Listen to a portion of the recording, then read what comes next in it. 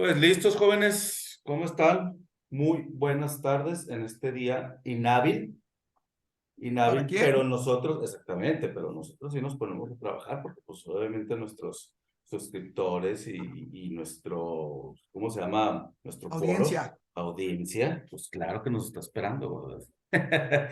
Mi doc, Ara, ¿cómo les va? Mi doc, por favor, Bien. presenta a tu invitada. Es Hijo. un gran honor para nosotros. Sí, la verdad es que es un gusto, una, porque es alguien a quien le tengo mucho aprecio, que tengo mucho tiempo de conocer, y desde hace mucho, incluso antes de que Ara eh, formalizara bien su capacitación en un área tan complicada como es la de la tanatología, Ara ya tenía una luz de ayuda a la gente que estábamos a su alrededor. Ara puedo presumir de una amistad de muchos años, de una amistad muy querida, muy sólida, y ha pasado por muchas etapas. ¿Por qué? Pues por lo mismo, ¿no? Hemos ido evolucionando a lo largo del tiempo después de más de casi 30 años de amistad. Y me da mucho gusto tenerla en este foro, no nada más porque es mi amiga y no nada más porque siempre tiene algo bonito que compartir y siempre tiene esa chispa y esa luz que suele ayudarnos, sino porque además, pues, profesionalizó esa facilidad que tenía de ayuda a través de áreas diversas, entre ellas con una formación en una especialidad que últimamente ha tomado mucho más auge, pero que me parece que todavía está en ciernes el conocimiento que tenemos de ella y que todos deberíamos de ir dándole un espacio a la tanatología en nuestra vida, de cierta forma. Me parece que igual que en algún momento pensamos que la salud bucal era un lujo y que ahora sabemos que tiene que ser parte de nuestra vida, igual la salud mental con el psicólogo, me parece que en algún momento vamos a tener que incluir dentro de esas visitas regulares al tanatólogo, alguien que conozca de esta ciencia que, pues ahorita Ara nos va a explicar bien a bien de qué se trata, porque pues de entrada, etimológicamente siempre pensamos en tanatología, pues yo voy a ir hasta que se me muera alguien, ¿no? Pero me da mucho gusto, Jorge, saludarte, me da mucho gusto, Ara, tenerte con nosotros. Gracias por aceptar la invitación desde tan lejos. Ara está conectada desde Querétaro. Bienvenida, Ara. Es tu foro y Muchísimas nos da mucho gracias. gusto tenerte aquí. Muchas gracias, gracias. Qué lindas palabras. Sí, desde que éramos prepos, ahí andábamos investigando la vida Sí, juntos. Entonces, pero muchísimas gracias. Y sí, justamente como dices, tanatología, la verdad es que a mí me ha encantado. Yo desde hace casi 10 años estudié esto de la tanatología y me acuerdo que cuando les decía que era tanatóloga, mucha gente me dice, ¿qué es eso? ¿No? Ni siquiera sabían la mayoría de la existencia. Poco a poco ha ido evolucionando y creo que el COVID nos abrió mucho a los tanatólogos, ¿no? Para Eh, empezar, perdona que te interrumpa un poquito. Me sí, gustaría empezar. ¿Qué es tanatología? O sea, es, ajá, ¿qué es? Vamos justo a... para allá era. Es una disciplina integral que aborda todo lo relacionado con pérdidas. Mucha gente cree que es únicamente con muerte, pero en realidad es con todas las pérdidas. Y esta es la parte que es muy, muy, muy importante porque nos enseñan a obtener cosas en la vida, siempre desde chiquitos. ¿Y qué quieres? Y ve por tus objetivos y lo que quieres lograr y lograr y tener y tener y tener, pero nadie nos enseña a perder, nadie nos enseña a despedirnos de las personas, no nos enseñan a soltar las cosas, las situaciones, porque puede ser desde una pérdida de un billete de 20 pesos, tan absurdo como eso, que es un microduelo, porque digo, si 20 pesos no es lo único que tenías, suelen ser duelos pequeños, ¿no? Hasta el pececito que hemos escuchado mucho, o el perrito, que se muere el perrito, la mascota de cuando son niños, y luego lo el, queremos reemplazarlo, ¿no? el pollito de colores que Entonces jugaba es con muy nosotros. importante, es muy, muy, muy importante esas pequeñas pérdidas que vamos teniendo desde chiquitos, enseñarle a los niños con esas pérdidas a perder, ¿no? A soltar, a despedirte, para que cuando lleguen las pérdidas grandes y las chonchas, entonces ya tengamos ya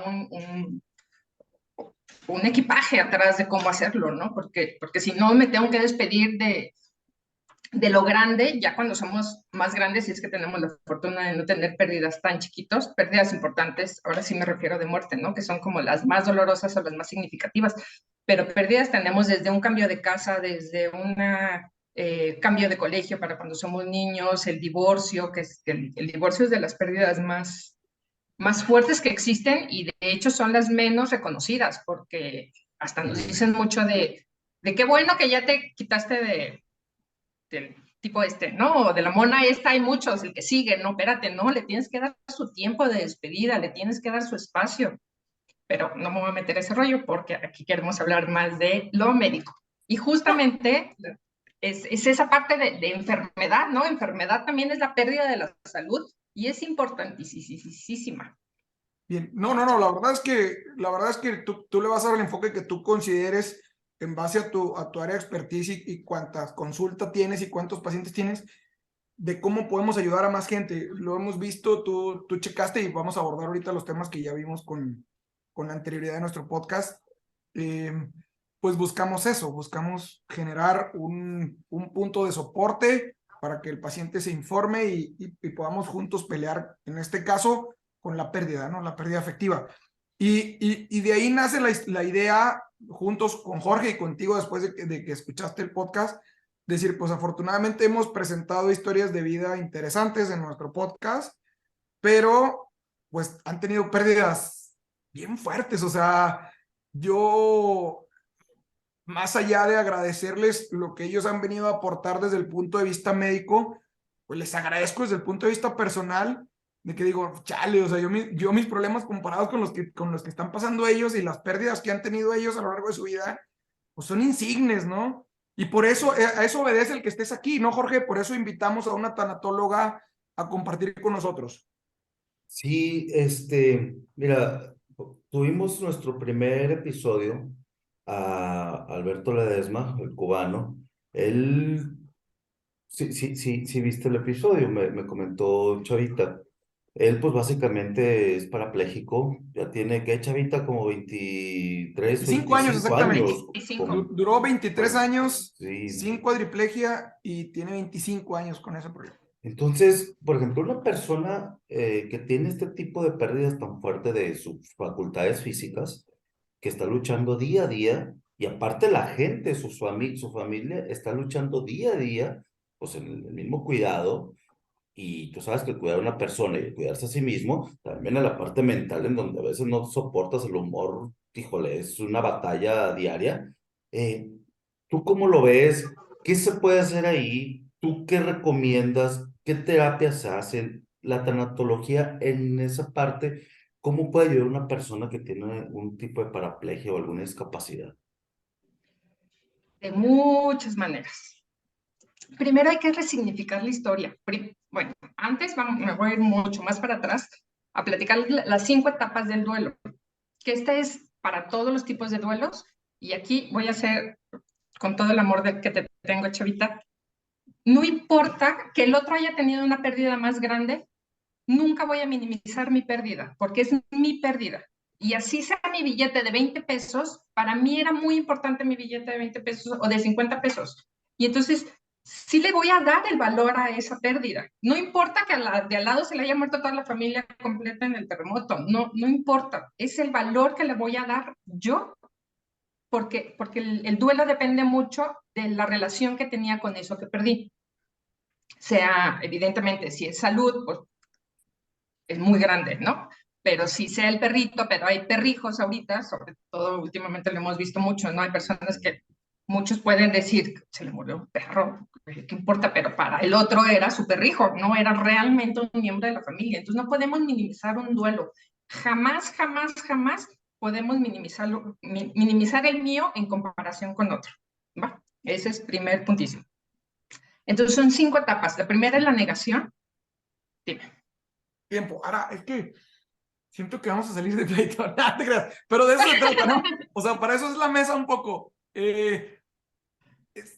Antes de entrar así como de lleno a las fases de Kubler, está bien, estoy de acuerdo, no debemos de minimizar una pérdida, pero la sociedad no ha maximizado ahora las pérdidas. No nos estamos yendo hasta el otro lado de la balanza, no, o sea, no, la verdad es que no lo sé, a lo mejor pues mi educación está muy equivocada, ¿no? Y cuando hablan de la generación de cristal, que no les gusta que les llamemos de cristal, no, es que lo que nadie más, ni los psicólogos, ni nadie, o sea, de acuerdo, no, ok, no le voy a llamar, nada más es como un parteaguas para saber, para ubicarnos en tiempo, es tan malo no hablarlo, no tenerlo, no darle su importancia, como el... como maximizarlo, claro, porque lo que está ahorita así en explosión es el victimismo, que es muy diferente, Bien, ok, súper diferente. Son ok, dos conceptos totalmente diferentes. Una cosa es, yo checo cuál es mi duelo, entonces entro a las etapas que ahorita vamos a entrar, veo si me duele, si lo siento, si está. Y la otra cosa es pobrecito de mí y ahí me quedo en el papel de víctima y con el traje totalmente de víctima donde no voy a hacer absolutamente nada y no me voy a responsabilizar de eso porque pobrecita de mí la vida me está tratando muy mal. ya. Son dos Ok, cosas total y absolutamente diferentes. va, perfecto, ¿Va? perdóname, va. No queremos salir de pleito, nomás vamos No, no, no, a no, entender no, no, no, conceptos. digo, Está padrísimo lo que me dices, pero fíjate que hay tanto sociedad que está totalmente en la víctima como sociedad que también dice, no importa, ¿no? Los demás son los primeros, los demás son los que importan por mis hijos, por mi esposo que no me vea que estoy triste, por... Y entonces tampoco me doy el permiso a mí de sentir lo que realmente estoy sintiendo. Hay una parte de la sociedad que también lo vive muchísimo así, como también vive otra parte de la sociedad que lo vive totalmente en víctima, que tampoco nos ayuda mucho. Ambos, como todo en la vida, los extremos no nos van a ayudar para nada. Hay que encontrar justo ese punto medio. va, ok. ¿Va? Kubler, me Entonces, decías de las fases. la primera es la negación, que es cuando alguien fallece, cuando nos dan una noticia, que es lo primero que decimos. No, ¿cómo crees? Pues sí, es que falleció fulanito. ¿Cómo? Si hablé con él en la mañana, no puede ser, no. O tienes cáncer y no tengo cáncer. ¿Cómo? Nomás, ni me duele. ¿Cómo? ¿No? Nomás bajé 5 kilos. ¿Cómo? ¿No? Entonces, esa es la primera etapa, la negación. Es un mecanismo de defensa que tenemos. Nuestro cerebro tiene este mecanismo de defensa para poder amortiguar el trancazo de lo que se viene en el duelo. Después viene la etapa de tristeza, que aquí muchos lo llaman depresión. Y aquí tú como médico me vas a ayudar mucho a diferenciar. Es muy diferente estar triste que estar deprimido. Depresión ya es una enfermedad, ya se requiere un psiquiatra, ya se requiere ahora sí, una pastillita que nos ayude a equilibrar químicos. ¿De La acuerdo? tristeza no. La tristeza puedo canalizarla, va a haber momentos tristes de llorar, donde no quiero divertirme, donde no quiero pasarla bien, y se vale. Hay una etapa, hay sus focos rojos que tenemos que poner mucha atención para que no se haga depresión justamente, pero la etapa de tristeza es completamente normal en un proceso de duelo. Después viene la etapa del enojo, que nos podemos enojar con el médico, con Dios, con la familia, con la vida, nos enfurecemos. Y aquí muchos también lo manejan como ira. Hay que tener cuidado. Ira es cuando el enojo ya tiene muchos años y yo les digo que la ira es el enojo ya echado a perder pudriéndose dentro de nosotros. Ahí es cuando ya se convierte en ira. Si no, es una etapa de enojo, es como tristeza y depresión, enojo e ira. Es igual. Después viene la etapa de la negociación. Aquí esta etapa se maneja diferente cuando es negociación por una enfermedad, que entonces cuando prometemos, ya voy a tomar jugos verdes todas las mañanas, y ahora sí voy a hacer ejercicio, y ahora sí voy a hacer ciertas cosas, y ahora sí voy a ir a misa todos los domingos, y empieza a hacer negociaciones con la vida. Eso es cuando es un duelo previo. Cuando es un duelo ya de muerte, sobre todo, se hacen negociaciones con la vida también y se hacen negociaciones con la familia. ¿Cómo se va a llevar ahora ciertos roles familiares o cómo cambian las reglas para finalmente llegar a la aceptación? Si yo ya voy en una fase de negociación, estoy a punto de resolver mi duelo, o no, o No, realmente puedo ir brincando así de una a otra de manera justo indistinta. allá iba, que no es lineal, no es de que ya voy pasando una y otra, ahorita se los dije en orden, por llevar un orden, pero en realidad en la práctica es una montaña rusa de emociones. Hay veces que yo siento que ya llegué a la aceptación y de pronto me regreso a la tristeza o me regreso al enojo. Sobre todo el primer año es el más complicado, porque es el primer año donde estamos aprendiendo a vivir sin eso que perdimos, ya sea una persona o a vivir sin la salud que yo tenía en el caso de de las personas que están enfermas, Alberto, ¿no? Por ejemplo, que platicaban, ¿no? De cómo te vas dando cuenta que va cambiando tu vida, ¿no? Sobre todo en esta parte de la negación, ¿no? Cuando salimos de la negación, es muy importante ver la realidad tal cual es. Oye, cubano a mí me impactó mucho, incluso ahora que estaba haciendo las anotaciones para este podcast, estaba revisando las anotaciones de cubano, que él decía, a mí me fue súper bien. O sea, él decía, a mí me fue muy bien. Y yo lo noté así, pues él dice que está muy bien. ¿cómo? O sea, tú tuviste cuadriplegia, ¿cómo puedes estar muy bien? Y entonces le decía, es que a mí no se me reventó el vaso, ¿no? O sea, entonces comparado con alguien a quien se le reventó el vaso, pues yo estoy muy bien. Eso es negociar también, decir, bueno, pues ya, hace ratito escuchaba el clip, digo, hace rato, unos días escuchaba el clip de Roberto Martínez, cuando invitó al Cojo Feliz. Bueno, a veces me los chuto todos, a veces hay alguno bueno. Y el Cojo Feliz decía, pues es como cuando vuelves de la guerra sin una pierna, ¿no? Como, pues ya volví de la guerra, o sea, hay mucha gente que no volvió de la guerra. Entonces, esa es la fase de negociación, decir, bueno, pues va, ¿no? O sea, tengo cáncer, pero me va a dar oportunidad de despedirme, o al revés, no fue tan súbita la muerte de mi familia que pues no sufrió, o sea, entra en esa fase, eso es negociar, el tratar de sacarlo. Y siempre lo voy a decir de la manera más amorosa posible. Siempre va a haber alguien mejor que nosotros y siempre va a haber alguien peor que nosotros. Bueno, Entonces, desde ahí puedo también ir partiendo. Ahora, seguramente Alberto dice esto 25 años después, o logró entenderlo 5 años después, o 3 años después, o no sé cuántos años después de lo que lo vivió. Habría que ver en el momento cómo fue viviendo cada una de esas etapas, ¿no? Porque de entrada de despertar de un accidente de tal magnitud y saberte que no puedes moverte, no creo que haya dicho de primera instancia, soy cuadraplégica, ay, qué bueno que no se me rompió el vaso. claro, sí. Dudo bastante que haya sido así. Evidentemente él fue trabajando un duelo, evidentemente él ha tenido apoyo y ha tenido mucha ayuda para llegar a como está 25 años después, con esta actitud, con estas ganas de seguir viviendo, ¿no? Porque cualquiera podría haber dicho, pues no, gracias, ¿no? Ahora, Jorge Ara, pues es una buena ancla, ¿no? De repente, esa negociación es una buena ancla, decir, o sea, de aquí me agarro para salir de esta bruma tan oscura, ¿no? Yo suelo platicar esta anécdota, que soy muy reservado, yo soy muy autocensurado con mis pacientes, así como Jorge y yo nos autocensuramos de religión y de política.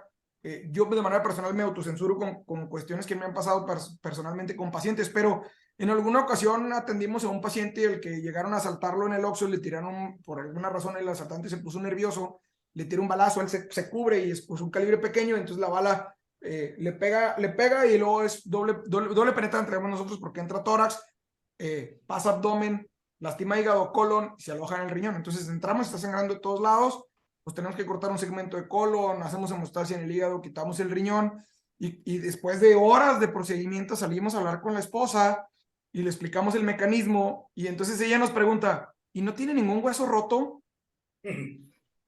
Y fue como de, o sea, le quitamos el riñón y el colon y el hígado y le abría arriba y le abría abajo.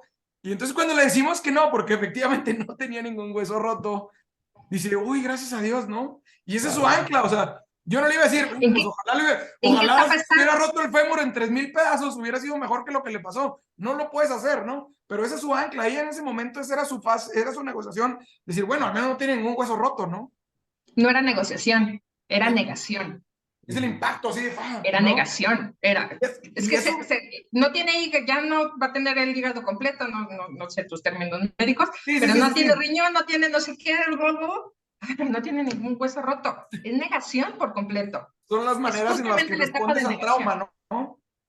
En las que Exacto. respondes a ese choque, ¿no? Así, sí, Exacto. bueno, de Y acuerdo. a poco, me imagino que los días siguientes ya la señora se fue dando cuenta de, caray, no tiene riñón, ¿cómo? ¿Y cómo vive alguien sin riñón? No. Y entonces ya empiezan y seguramente se enojó con el asaltante, y se enojó con él por haber ido al Oxxo a esa hora. Ese día, ¿No? claro, claro, Exacto, no, va. esa es negación. Yo, yo, Esa yo, etapa que tú dices yo, es negación. yo siento que la negociación es como un ancla, ¿no? O sea, es una motivación que tú te quieres crear, como tú bien lo dijiste. ¿Sabes qué? Quiero ir a misa porque yo sé que si voy a misa es como que una manda para que me vaya bien o para salir del problema que tengo o para aliviarme, cualquier tipo de cosas. Por ejemplo, Doc, tú con los pacientes que se hacen cirugía bariátrica, pues ¿qué dicen? ¿Sabes qué?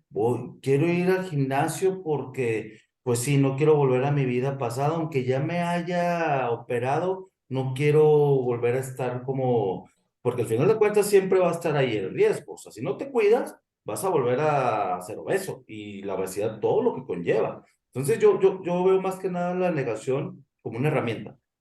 Bueno, negociación. Sí, yo siempre trato de salirme un poco de la marca de la cirugía bariátrica, porque lo van a decir que todo es en torno a la cirugía bariátrica, pero es lo que más me gusta, ¿no? Y ¿Y tu experiencia? dentro del módulo de la preparación, recientemente se incluye la tanatología.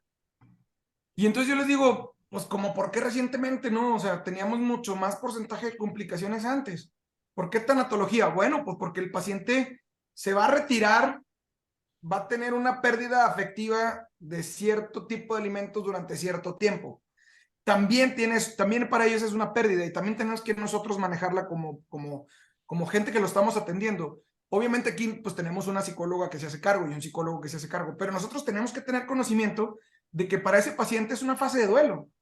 ¿Sí me explico? Y lo que hemos dicho siempre, Jorge, aquí de decir, y yo me imagino que es algo que los psicólogos odian y no me quiero imaginar el nivel de odio que tienen a esta frase los tanatólogos, decir, échale ganas. No, eso es una mentada. ¿Sí me explico? O sea, esa es una verdadera mentada. Entonces, a mí me impactó mucho que incluyeran un módulo de tanatología y cuando estábamos ahí, lo estábamos viendo, me di cuenta pues que el enfoque era porque hay una pérdida afectiva hacia la comida. Hay gente que tiene una relación muy profunda con la comida. No voy a hablar más de cirugía bariátrica, pero atendiendo a lo que comenta Jorge ahorita, pues fíjate cómo en todos los rubros tiene cabida la asesoría, el tratamiento de un tanatólogo, ¿no? Que son muchas pérdidas las que vamos teniendo, a lo mejor no las tenemos tan conscientes, ¿no? Porque solamente la siento cuando es demasiado evidente que es una pérdida, ¿no? Como decía yo, un divorcio, alguien se murió, se me perdió algo, me robaron el carro, que son pérdidas demasiado tangibles. En realidad vamos teniendo, durante el día tenemos pérdidas, ¿no? Es más, perdimos el día, ¿qué hiciste con el día? ¿No? O sea, si nos ponemos muy dramáticos y muy drásticos, podríamos hasta decirlo así, ¿no? Perdimos esta hora. No, Pero justamente yo me he preguntado mucho, yo mi formación la hice en el Hospital Ángeles allá en Torreón, y justamente la mayoría de mis compañeros eran enfermeras y médicos.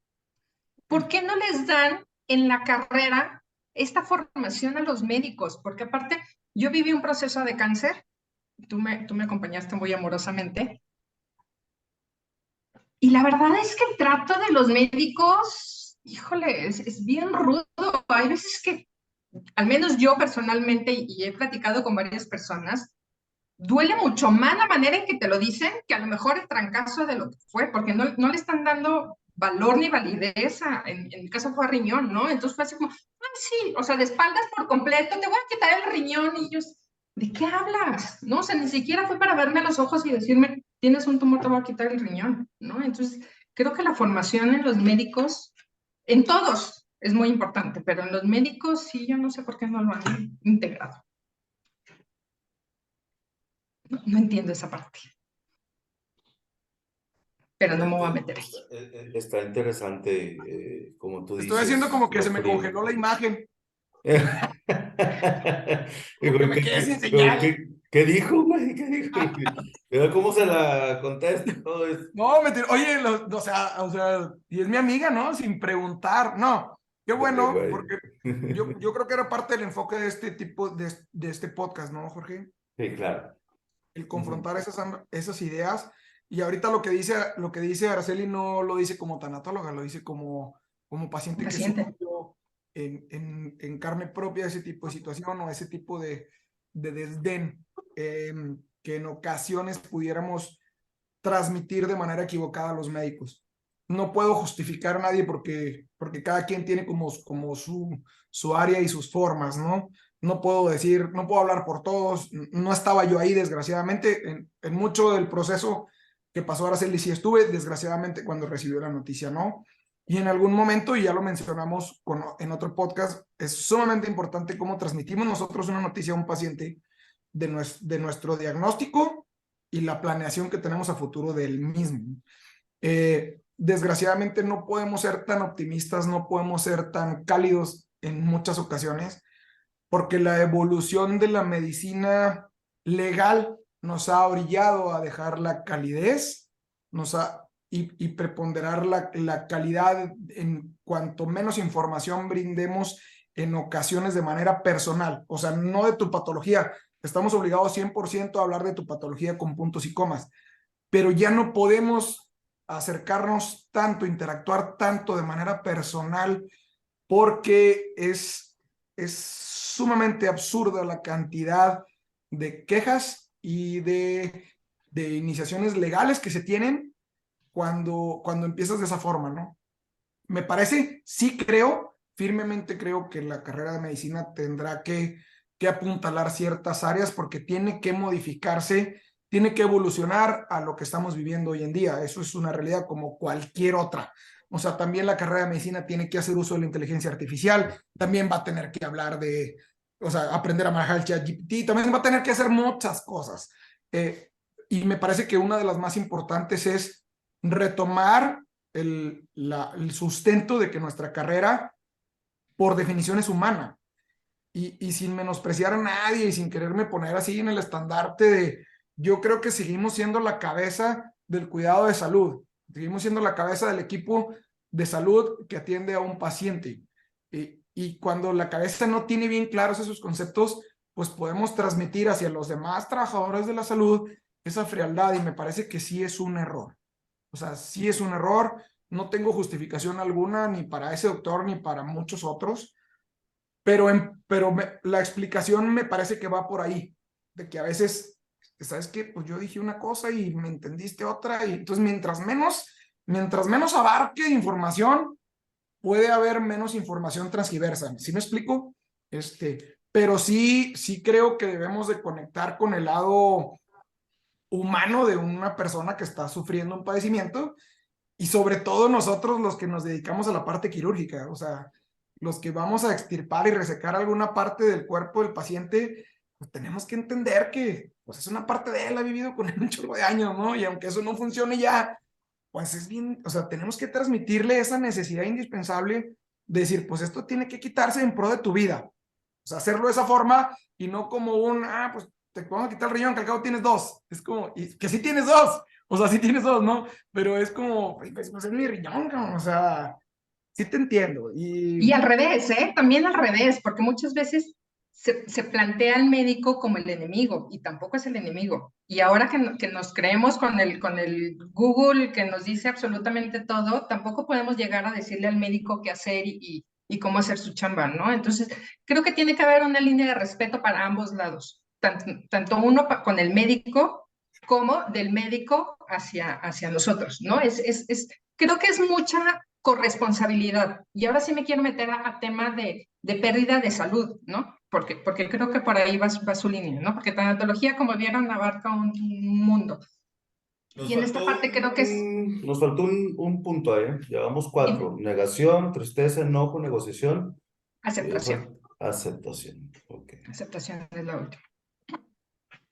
Que Ok. aceptación no quiere decir que yo ya brinque de felicidad porque ya acepté que se murió mi papá, ¿no? Y entonces, ya, qué bueno. No es que brinquemos de emoción, simplemente es algo que entiendo que sucedió y ya no sufro, ya no duele de esa igual, manera. Yo lo comparo un poco a las que hemos sido mamás que nos hicieron cesáreas. Cuando nos hacen la cesárea es como duele horrible, no te puedes ni reír, ni levantar, ni cargar, ni moverte, ni nada, y conforme van pasando los días y va sanando, pues nos podemos empezar a reír, nos podemos enderezar, podemos empezar a cargar cosas, y finalmente la herida de la cesárea permanece por siempre, ¿no? Nos vemos al espejo y siempre vamos a tener esa herida porque siempre va a estar ese dolor, sobre todo con pérdidas muy, muy grandes, pero ya no duele como el primer día que te hicieron la cesárea, ¿no? Es un comparativo a lo mejor un poco burdo, pero es mi manera de hacerlo como más tangible. Mira, para entrar al tema médico, ya embonando la parte de tanatología, se me hacen muy interesantes estos 5 puntos y les voy a dar una pequeña introducción, porque viendo estos 5 puntos prácticamente yo los pasé con mi mamá y toda mi familia la pasamos con mi mamá. Mi mamá tuvo Alzheimer, ¿sí? Hace 4 años. Mi mamá acaba de fallecer el año pasado. Eh, yo siempre dije, bueno, casi casi mi mamá nos preparó para su muerte con la enfermedad de Alzheimer. Nosotros sufrimos más cuando nos dieron el diagnóstico de Alzheimer que cuando ya falleció ahora mi mamá. Digo, claro, fue una pérdida y pues también viví un duelo fuerte, pero te platiqué de cuando empecé a tener lo de mi ansiedad, mis ataques de pánico, en cierta forma también depresión, que hice de todo, psiquiatras, psicólogos, terapias y demás, ¿no? Bueno, Claro que hubo negación, vamos con el médico, o sea, segunda opinión, y no puede ser, y por qué, y no ser un tumor, hicimos de todo, ¿verdad? Tristeza, obviamente, imagínate, te enteras de lo que es el Alzheimer, dices, o sea que mi mamá prácticamente ya, pues ya se va a ir, o sea, ya, su mente se va a desconectar, ¿verdad? Enojo, esa enfermedad, voy a tener un podcast después de Alzheimer. El enojo básicamente sacó lo peor de toda la familia. Lo peor. Hubo pleitos entre la familia, familia directa, hermanos y papás. Y aparte, pues imagínate cuánto no nos juzgaron cuando decidimos mandar a mi mamá ya a un centro, donde viviera, realmente unas clínicas, ¿cómo se le puede decir? Pues un centro para los viejitos, porque ella está con los viejitos y a pesar de que ella no era muy mayor, ¿verdad? No era anciana. Negociación, pues, puedo decir, ¿sabes qué? Una manda, pues, voy a misa para que mi mamá esté lo más cómodo y aparte, pues uno, ¿verdad? Dices, ay, jole, todos nos enfermamos, toda mi familia se enfermó también. Y la aceptación. La aceptación yo creo que fue en el momento que, pues bueno, vamos a tratar de que esté lo más cómoda posible y yo me tengo que tratar y yo tengo que estar bien, porque yo no me puedo enfermar. Mi mamá pasó esto y yo no me puedo enfermar. Entonces, pasando de la parte médica, de la parte de tanatología, que yo creo que nos hubiera ayudado, pero ¿de qué forma nos hubiera ayudado a nosotros? A ver, ahora sí ya quiero que entres en ese punto. ¿Cómo nos hubiera ayudado y cómo ayuda esta parte en lo médico? Primero ir entendiendo que es una montaña rusa de emociones las que yo estoy sintiendo y saber que no estás loco, porque de pronto sientes tantas cosas que dices, me estoy volviendo loco, ¿no? Y sobre todo, por ejemplo, ahorita que dices de que entre familias se enojaron entre ustedes, ir entendiendo también, si yo lo entiendo como una etapa de duelo, puedo entender que no es personal lo que el otro me está diciendo, sino que también es parte de su dolor, lo que está gritando y lo que está hablando. Y entonces, si tengo un entendimiento desde este otro punto de vista, es más fácil poder sentarnos a negociar como familia y no nada más engancharnos porque el otro me dijo y tú me dijiste y entonces explota absolutamente todo. El Alzheimer es fuertísimo porque no solamente es la pérdida de la memoria, sino el mismo cuerpo comienza a perder, a saber respirar y a saber, digo, el doctor nos explicará más, ¿no? Bueno, cuando hagan el podcast de ese. Pero sí es un proceso como bien doloroso, pero en el momento que yo sí creo mucho que si vamos entendiendo qué es lo que está sucediendo, es más fácil afrontarlo de una manera diferente. A que si nomás me está llegando y de pronto siento enojo y de pronto siento tristeza, ¿y de dónde viene esta ansiedad? Claro que la ansiedad a lo mejor me viene de cómo me estoy imaginando el futuro, ¿no? Cómo va a ser y va a sufrir y no va a sufrir y qué es lo que estoy sintiendo. Y entonces si tengo a alguien que me esté explicando, mira, esto es como si alguien te dijera, mira, como a las 7 de la tarde se va a empezar a meter el sol, ¿no? Y entonces, a lo mejor, bueno, en Torreón nunca refresca, pero en Querétaro refresca un poquito, ¿no? Y entonces, carga un suétercito porque a lo mejor va a ser un poquito de frío, ¿no? Y entonces ya dices, ah, bueno, y no te entra nada más así de pronto, es que ya salí y ya está oscuro, porque está oscuro y tengo frío, y entonces nadie te avisó cómo va a ir sucediendo las cosas. Si no puedes ir preparándote, sobre todo en estos que son los duelos anticipados, se les llama, ¿no? Cuando es por una enfermedad que finalmente va a morir la persona, es un duelo anticipado. Y se va a oír un poco fuerte lo que voy a decir, pero estas enfermedades nos regalan la oportunidad de despedirnos y de arreglar las cosas con esa persona. Hay que aprovechar esos momentos porque mucha gente tampoco lo aprovecha. Nos quedamos un poco en estas primeras 3 etapas de negación, tristeza y enojo y decimos, no se va a morir mi familiar cuando dices, ya tiene metástasis a lo mejor, ¿no? Oye, es evidente que va a morir y no quiero, y es que no, mejor hacemos de cuenta que no va a suceder y sería muy diferente terminar acompañando a alguien que va a morir de una manera más amorosa, entendiendo su proceso. Creo que en ese sentido ayuda mucho la tanatología. Sí, bueno, hablar de Alzheimer, pues es mejor que tengamos un especialista. Alzheimer, la persona va a perder la memoria de capacidades cognitivas. Respirar, que el corazón lata, eso son del sistema nervioso autónomo, esas capacidades no se pierden. Digo, al final de cuentas, el paciente sí tiene una expectativa de vida menor porque sí se le olvida comer, sí se le olvida tomar ciertos medicamentos Y sobre todo tiene un nivel de depresión impresionante porque el paciente realmente no entiende lo que le está pasando y por más que le explicas hoy, pues mañana ya no va a tener Ya ese se me conocimiento. olvidó. No, obviamente. Realmente lo difícil ahí, y ya lo veremos también en un tema en específico y ojalá tú nos puedas acompañar en el tema de Alzheimer. Ahí el problema con la familia es que también la familia tiene esos sub y bajas. De repente tu mamá sí está ahí, sí platica contigo, sí te recuerda y mañana no. Entonces la tristeza es tuya un día sí, dos no, y 3 días sí, dos no. O sea, por eso decía ahorita Jorge, pues fue mucho más complicado vivir el proceso de irla perdiendo 2 días y luego no, y luego recuperarla así que cuando ya fallece dices, pues ya va a descansar, ella ya no tiene ese nivel de depresión. Y a final de cuentas, por eso el paciente con Alzheimer incluso también pasa por estos niveles de pérdida afectiva. También tiene momentos de mucha ira y también tiene momentos de canalizar su enojo, porque debe ser muy complicado no saber quién eres, ¿no? O sea, eso es una realidad.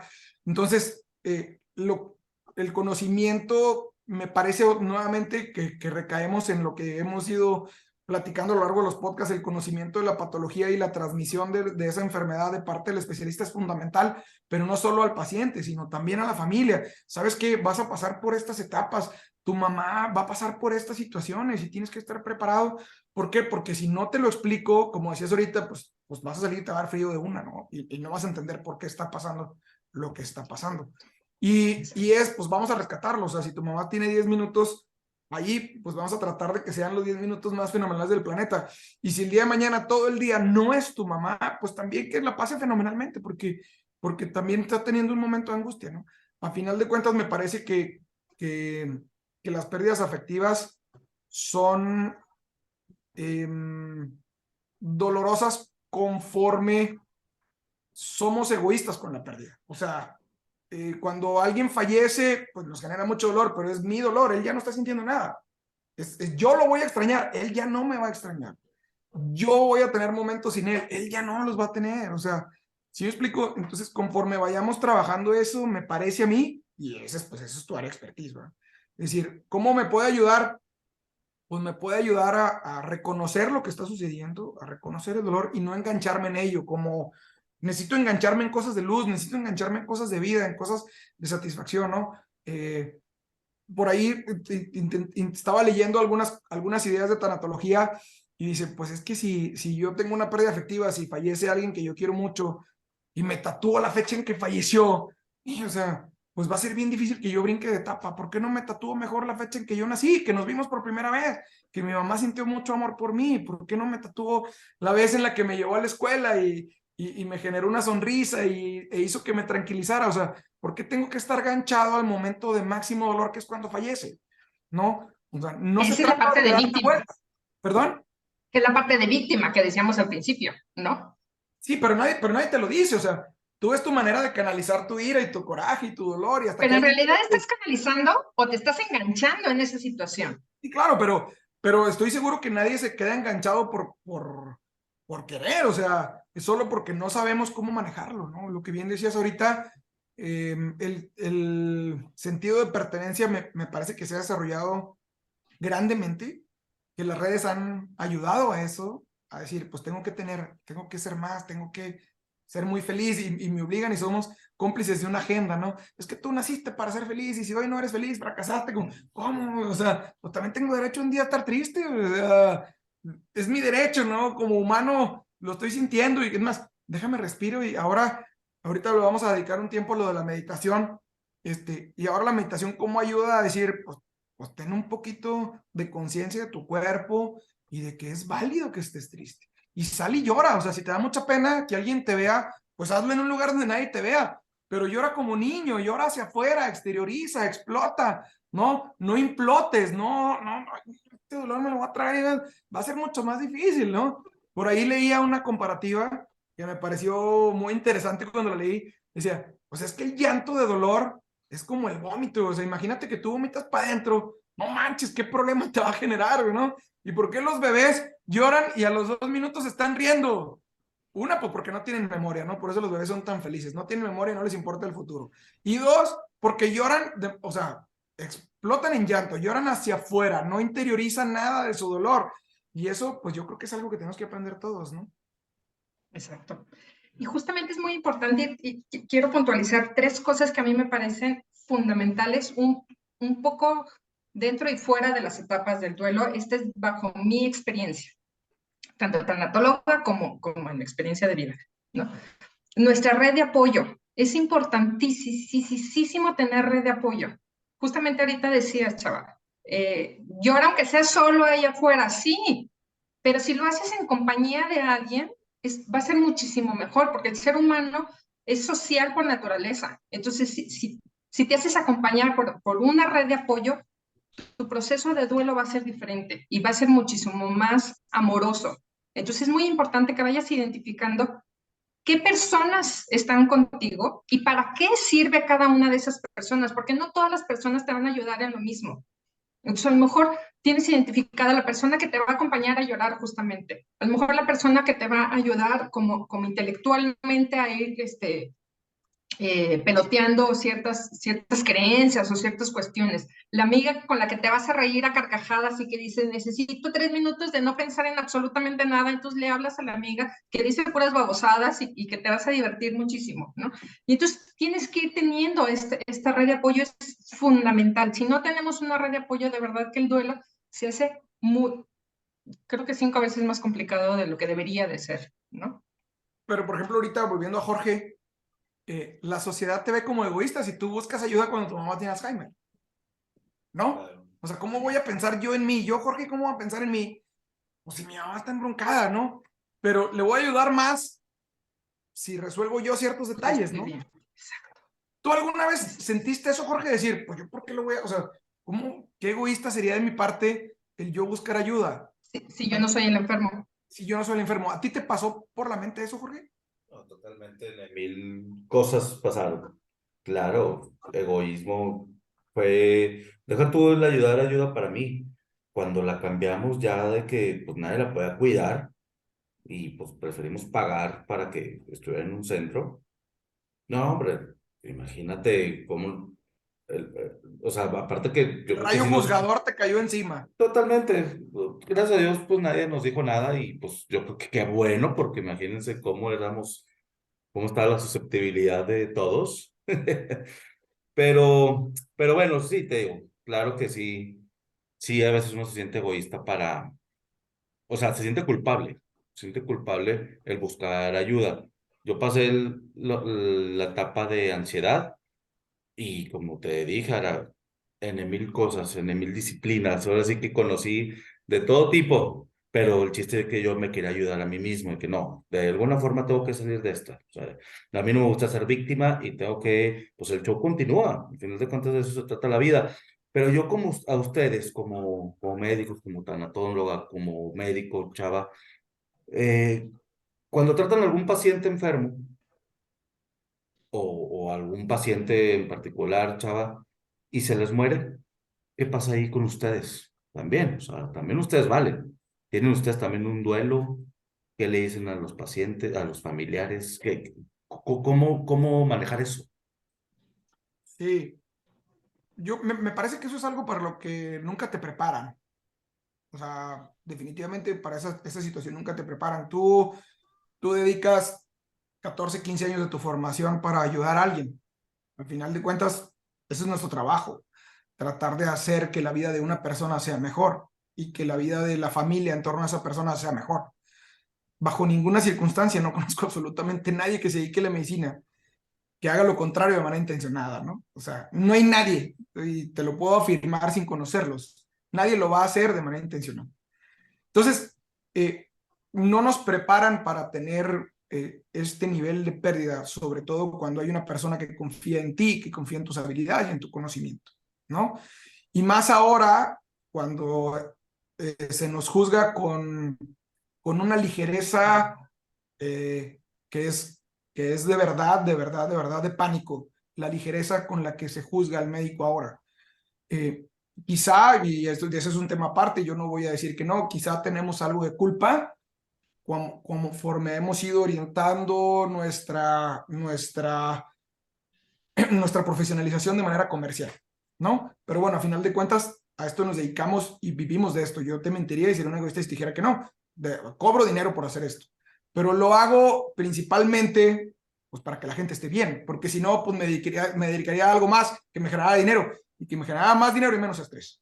Entonces, realmente cuando tenemos pérdidas de este tipo, sí tenemos una fase de duelo, y sí tenemos que tener una red de apoyo, y sí tenemos que exteriorizarlo, y sí tenemos que liberarnos de ese duelo. ¿Por qué? Porque si no, no podemos ayudar a alguien más, porque si no, la siguiente persona no va a tener el 100% de mi capacidad y de mi orientación y de mi concentración. ¿Sí me explico? Y entonces el paciente, bueno, pues el paciente, no, pero la familia te ve y es como de, pues a este le vale más, o sea, no le importó que mi madre ya no esté aquí, no le importó que mi hija ya no esté aquí. ¿Sabes qué? Pues por supuesto que me importa. Por supuesto, al final soy humano y me importa mucho por muchos lados. O sea, me importa mucho desde muchas directrices, ¿no? Pero tengo que resolverlo en mi entorno, tengo que resolverlo. ¿Por qué? Porque hay alguien más que requiere mi ayuda y tiene el mismo derecho que tuvo tu familiar de que yo tenga el 100% de mis capacidades puestas en él. Así, o sea, tiene exactamente el mismo derecho. Entonces, esa parte es muy difícil de aprenderla. Yo creo que la aprendemos en el internado de pregrado, cuando nos sueltan en un hospital, tenemos 20 años, 21 años, y de repente te vas enganchando, ¿no? Y yo recuerdo mucho una anécdota que nos pasó en la residencia, con un compañero a nosotros, estábamos atendiendo a una señora que estaba muy mal, estuvo muchos días con nosotros en el hospital, y ella tenía el mismo nombre que su abuelita, de nuestro compañero. Y entonces él le dijo que se llamaba igual que su abuelita, y que él le recordaba a su abuelita, que ella le recordaba a su abuelita. Y entonces ella empezaba a preguntar por su nieto, o sea, oye, ¿cómo está? Oye, ¿y dónde está mi nieto, no? Y todos le seguíamos el juego.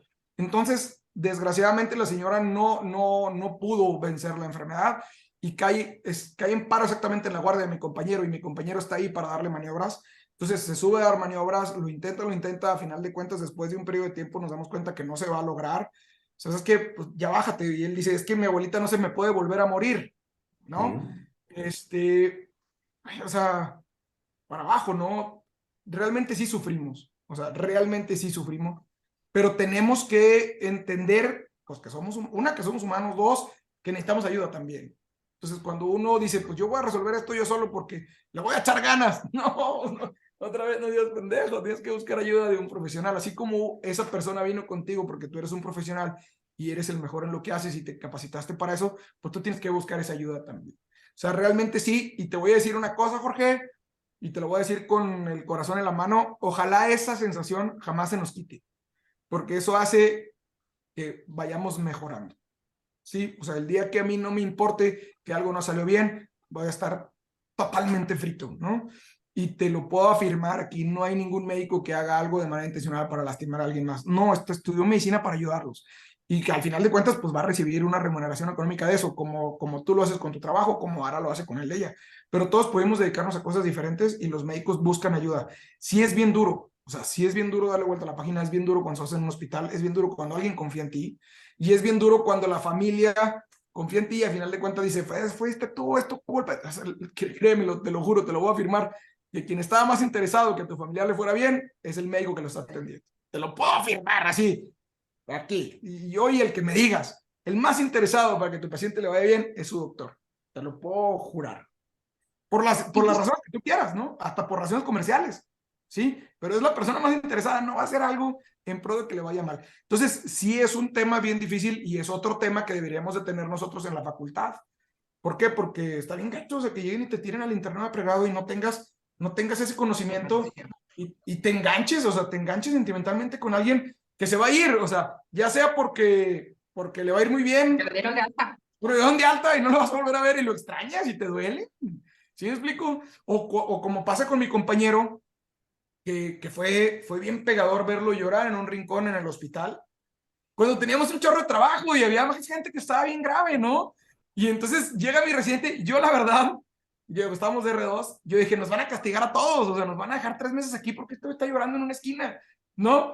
Pero a mí sí me preocupaba él mucho. Mi R3 llegó, se vio súper grande, llega, lo agarra, mira, ven, fue la primera vez que él conoció la residencia porque de R2 no nos dejaban entrar a la residencia, o sea, lo metió a la residencia, le hizo ahí un cocoguachi bien interesante y lo mandó a su casa, o sea, cuando era impensable que eso sucedía. Quiero decir que la residencia, das cuenta que es como un órgano militar, o sea, era impensable, pues este vato lo mandó a su casa y le habló a otro R3, oye, ¿sabes que este vato está bien enfermo?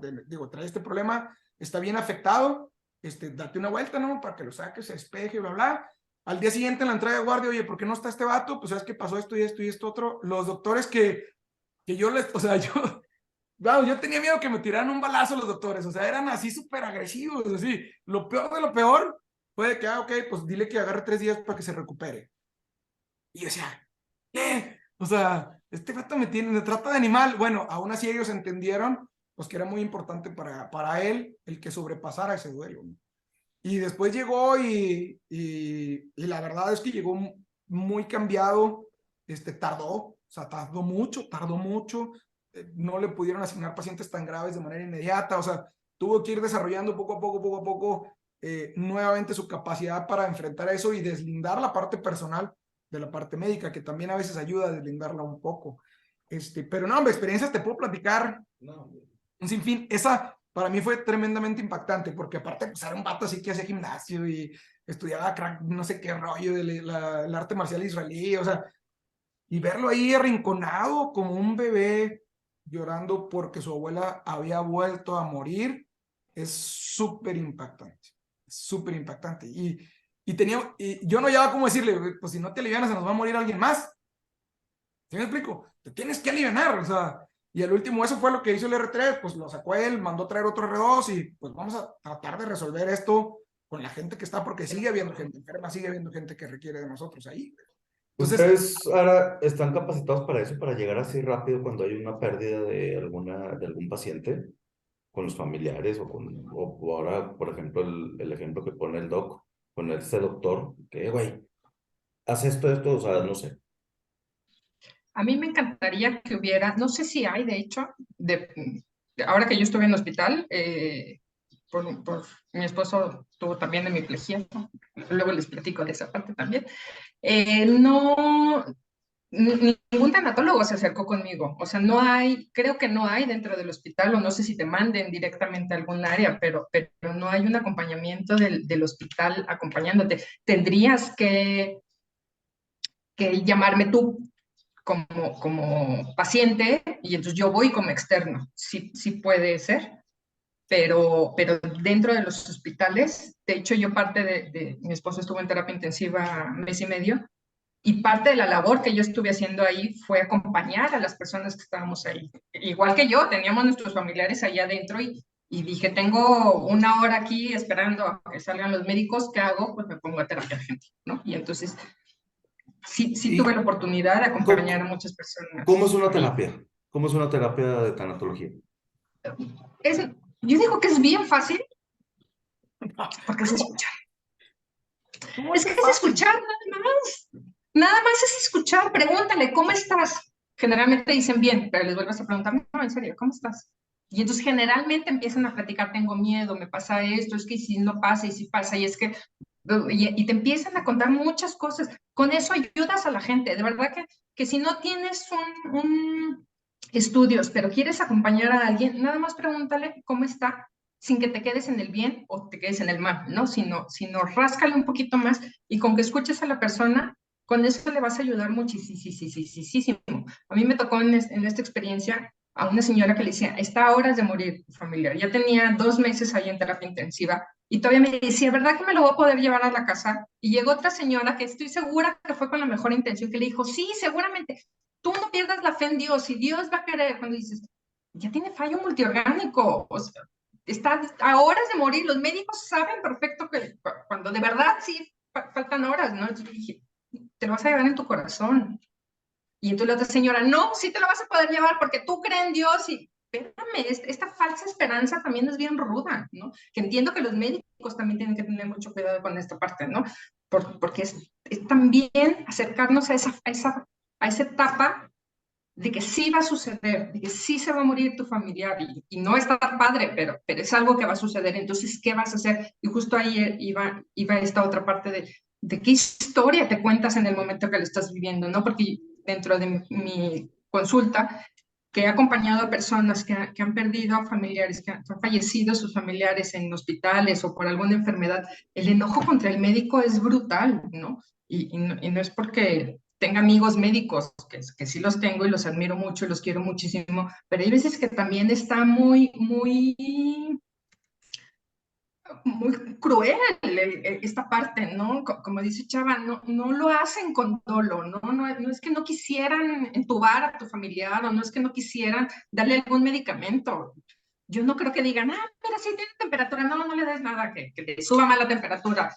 Eso no sucede, ¿no? Entonces, depende mucho de la historia que yo me estoy contando sobre lo que estoy viviendo. Si yo estoy contándome la historia que todos están en contra de mí y todos me quieren afectar, entonces lo voy a sufrir muchísimo más. Si yo me cuento la historia que los médicos están haciendo lo mejor que pueden con lo que pueden y que a lo mejor aún así no salen las cosas como yo me lo estoy imaginando, puede ser, ¿no? Puede ser esta otra parte y la voy a vivir muy diferente a contándome la historia donde yo soy la víctima, donde todos me quieren hacer daño, donde los doctores no hacen absolutamente nada, donde mi familiar nada más está sufriendo, le está pasando muy mal, porque no necesariamente es así. Yo los invito a contarnos, de todos modos vamos a contar una historia.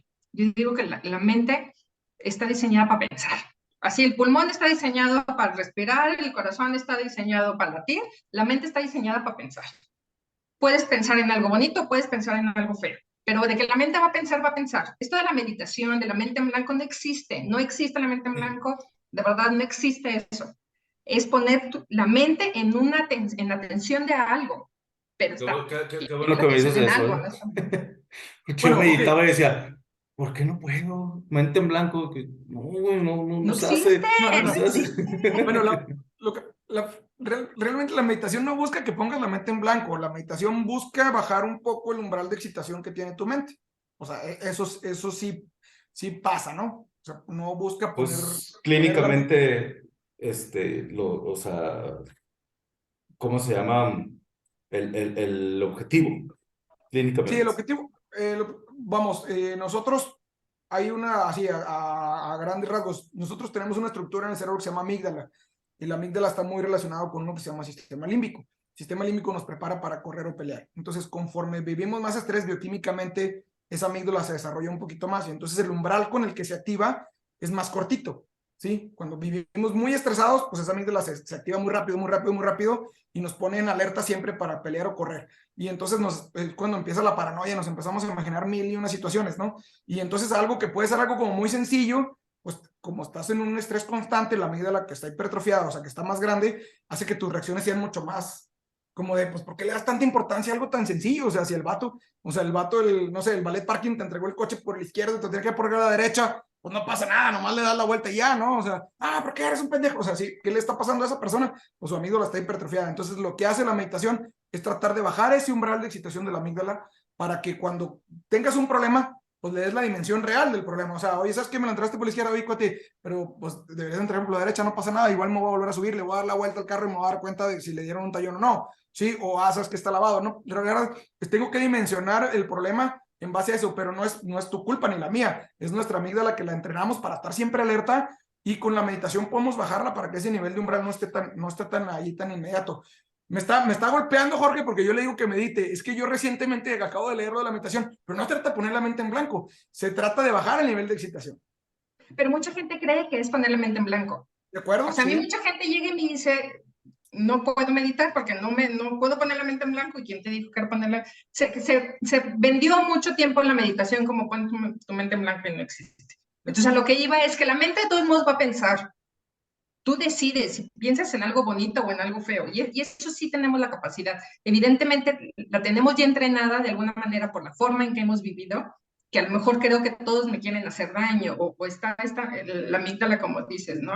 Todo mi sistema límbico está alterado y entonces dices, claro que es agresión todo, ¿no? Entonces, yo también puedo contarme la historia de que el médico no le está haciendo nada y el médico con dolo y entonces las enfermeras tampoco le hacen nada y entonces seguro tiene frío y seguro le está pasando muy mal y seguro, y entonces la puedo vivir desde ahí o me puedo contar qué padre que los médicos están ahí, qué bueno que le están atendiendo y estoy seguro porque no podemos estar ahí adentro con los médicos, es una realidad, no se puede, no podemos estar al lado de la camilla 24 horas.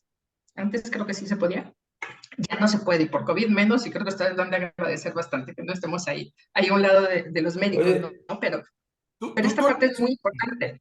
tú al inicio de la charla diste con una definición con la que yo me voy a cargar del podcast, además de todo lo demás, de la corresponsabilidad, ¿no? O sea, de mi lado del espejo a mí me toca hacer esto y de mi lado del espejo a mí me toca hacer esto. O sea, de mi lado del espejo como médico me toca ofrecerte todas las capacidades que yo tengo y que aprendí para tal situación y hacer lo que sé hacer. Anunciarme que hago lo que sé hacer. Esa es mi Y responsabilidad. respetarme como paciente. Claro, yo respetarme como médico de estas son mis capacidades y mis límites, y a ti como paciente es mi mayor muestra de respeto es, esto sí lo sé hacer y esto no lo sé hacer, y entonces voy a ser muy empático con la enfermedad que tú tienes. Y tú como paciente es, pues sabes que Confiar. si ya lo estableciste que yo sea tu médico, pues dame ese lugar, ¿no? Y dame espacio para trabajo y hazme caso cuando yo te digo, tienes que hacer esto, por esto, por esto y por esto, pues hazlo, es en pro de que tú estés mejor. Esa corresponsabilidad me parece que la voy a explotar y la voy a exprimir muchísimo en nuestros podcasts. Perdón, Jorge, te interrumpí. No, no, Ibas a cerrar no. con algo. Pues ya para cerrar este podcast, fue una muy buena introducción del tema de tanatología. Ahora, a ver qué te parece. Me gustaría hacer algún tipo de dinámicas más adelante eh, para entender más de la tanatología, pero ya ahora sí algo ya más interactivo, porque ahorita, pues básicamente el Doc y yo tuvimos una terapia contigo, ¿verdad? Entonces ahí me mandas la cuenta, ¿eh? No te Ahorita les paso el número de cuenta. preocupes. Sí, sí, el Sí, monto. De que, ¿sabes qué? Por minutos, ¿verdad? Ahorita los contamos, ¿sabes qué? No, Doc, tú media hora, Jorge 20 minutos, les toca tanto y tanto. Oye, no, no, está muy interesante. ¿Qué te parece si después hacemos un paciente médico, Doc, o sea, la parte médica, tu tanatóloga, y que él nos platique su tema? Por ejemplo, hay muchos de COVID, muchísimos ahorita. Pues podemos hacer algo así y vamos a ver de qué manera, pues ustedes pueden hacer algún tipo de dinámica para, ahora sí que desmenuzar esa parte que trae el paciente en la mente, y pues obviamente la parte médica, mi doc, pues ahorita es lo que explicabas de la amígdala y todo este tema, pues esto también está muy interesante, ¿sí? ¿Cómo ven? Me encanta. Ya Jalo. cuenten conmigo, ya saben. ¿Sí? Gracias. Si se trata de ayudar, ya saben que cuentan conmigo. Es lo que yo quiero, lo que yo siempre le he dicho al doc. Quiero de alguna forma ayudar a la gente, de alguna forma, todavía no sabemos cómo, esto está empezando, de alguna manera empezar a ayudar para gente que, ya deja tú que no tenga, que no sabemos para dónde hacernos, ¿sí? Como en su momento yo lo viví con la ansiedad, no sabía para dónde hacerme. Y como decían ustedes mismos, pues hay grupos de apoyo, como tú mismo dijiste, Ara, pues es que hay gente que te va a ayudar para esto, otro para esto, pues tú para esto. La parte médica, pues también los médicos sufren. Oye, ¿por qué no hacer esa combinación entre psicólogos, tanatólogos y médicos? De que, pues ayúdame tú con este paciente, ¿por qué? Porque pues, padece esto, esto, esto, y yo como médico a mí ya me rebasó y hasta se vale, ¿eh? No tengo tiempo para trabajar eso con ese paciente. Es muy normal. Pero sí me Y, gustaría hacer este tipo de dinámicas, será muy padre. Jorge, y yo para yo cerrar mi participación, además de agradecerles a los dos y por supuesto ahora su tiempo, dejarlo ahí para cuando tengamos algún directivo de algún hospital, ya sea de algún hospital público o privado, decir, oye, ¿sabes qué? Pues aquí hay un área de oportunidad muy interesante, ¿no? Nada menos hoy checaba un directorio médico de un hospital premium de la región que acaba de abrir un área específica de tratamientos oncológicos y pum, desplegaba su directorio y estaba lleno de radio-oncos, estaba lleno de oncos quirúrgicos, oncomédicos. Me dio mucho gusto ver ahí a alguien de nutrición, pero no veía a nadie de tanatología. Y me parece que una de las ramas que más cerca, para mí ahorita todas las ramas de la medicina debieran tener a un tanatólogo cerca, pero una de las que más cerca está, pues es la onco, ¿no? O sea, desgraciadamente. Y me llamó poderosamente la atención que en ese directorio no apareciera ningún tanatólogo o ninguna tanatóloga. De hecho, te voy a mentir, si por ahorita se me escapa el dato, lo voy a volver a revisar, pero me parece que ni siquiera un psicólogo está ahí. Entonces, queremos con el podcast generar la conciencia del manejo multidisciplinario de una enfermedad. Ponle el nombre que sea, ¿no? Y me parece que así como hemos dicho siempre que el psicólogo y la nutrióloga tienen una participación sumamente importante en cualquier enfermedad, yo creo que ahora el tanatólogo va a tener que ir va abriéndose un espacio muy importante en la historia natural de cualquier enfermedad, no nada más las que terminan en muerte, ¿no? Exacto, justamente, porque sí, incluso podemos ser un buen enlace entre el médico y el paciente, ¿no? Porque de verdad hay mucho choque entre ambos, ¿no? Muchas veces también los médicos que dicen, no, ya no quiero ver a esta señora, ya no me la acerques. Claro, porque entre la necedad que nos ponemos y entre que con Google yo me siento también doctora y entre mil cosas más, todas mis emociones que estoy viviendo, no me sirve de nada. Nomás si quisiera agregar algo que me parece muy importante. Por favor, no le vuelvan a decir a nadie, échale ganas. Es una mentada de madre, de verdad. Es lo peor que pueden decirle a alguien. No es que no le quieran echar ganas. Estoy segurísima que le están echando las ganas que puedan. Nos dicen mucho, échale ganas. Nos dicen mucho, busca el para qué. ¿Vale? Eso. Ahí lo ponen, por favor, en edición. No importa el para qué. Ya lo estás viviendo. Ya está en tu vida. ¿Cómo lo vas a afrontar? Eso es lo importante. El para qué te va a llegar después, ya cuando pasó la situación, entonces buscas el aprendizaje de esa situación. Ahorita quédate con el cómo lo voy a vivir. Lo puedo vivir desde el miedo, lo puedo vivir desde la víctima, lo puedo vivir desde el enojo o lo puedo vivir desde el amor y desde el agradecimiento. ¿Desde dónde lo quiero vivir? ¿Cómo lo voy a vivir? Eso sí, puedo hacerlo con todo mi ser. No importa el por qué, no importa el para qué. Y no lo vuelvan a decir a alguien que le eche ganas, por favor. Muchas gracias. Jóvenes, pues muchas gracias, les agradezco mucho el tiempo y pues vamos organizando la próxima. Vamos armándolo, ¿les parece? Claro que sí. Claro que Bueno, sí, cuente conmigo. que estén muy bien y Gracias. descansen. Un gusto Sí. verlos. Gracias. Bye, gracias. Bye.